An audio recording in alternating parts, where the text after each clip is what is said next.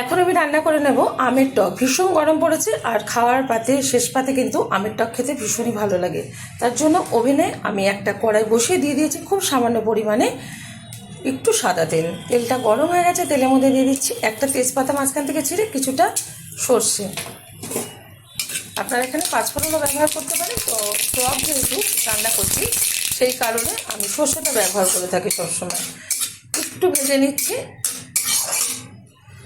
দিয়ে দেবো খুব সামান্য পরিমাণে একটু হলুদ গুঁড়ো, দিয়ে দিচ্ছি টুকরো করে রাখা আমটা কিন্তু কালার চলে এসছে। অ্যাকচুয়ালি এটা কিন্তু শক্ত, নরম হয়নি এখনো, পুরো একদম টাইট আছে আমটা।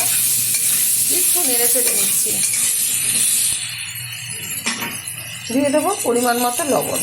যতটা আমি আমের টকের যে ঝোলটা রাখবো সেই অনুযায়ী কিন্তু লবণটা ব্যবহার করতে হবে। বেশি হয়ে গেলে ভালো লাগবে না, কম হলে পরে কিন্তু চেক করে দেওয়া যায়, কিন্তু বেশি হয়ে গেলে সেটা নষ্ট হয়ে যায়। আপনারা সবসময় প্রথমে কম দেবেন, তারপরে চেক করে ঠিকঠাকভাবে দেবেন। বেশ কিছুক্ষণ তেলের সাথে আমটা নেড়ে চেড়ে নিলাম।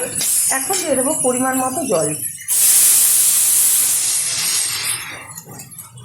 এখন কিন্তু গরমকাল আর একটু কিন্তু তালপাটালি উঠে থাকে, সেই কারণে আমি আজকে তালপাটালি দিয়ে এই আমের টকটা রান্না করব। দিয়ে দিচ্ছি এখানে তালপাটালি। আপনারা কিন্তু চিনি বা যে কোনো গুড় দিয়ে এটা রান্না করে নিতে পারেন। পরিমাণ মতো দিয়ে দিলাম তালপাটালিটা, যদি লাগে পরে দেব, কারণ আমাদের বাড়িতে কিন্তু একটু মিষ্টি মিষ্টি টাইপের খেয়ে থাকে, খুব টক খায় না, সেই কারণে লাগলে দেবো। এবার ভালোভাবে আমি ঢাকনা দিয়ে ঢেকে 5 মিনিট ফুটিয়ে নেবো হাই আছে। ঢাকনাটা তুলে দিচ্ছি।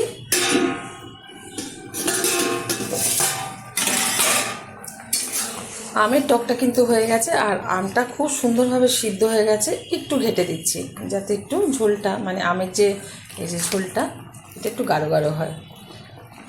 তুলে দেখিয়ে দিচ্ছি কতটা গাঢ় গাঢ় হয়েছে, এর থেকে বেশি কিন্তু গাঢ় হয় না।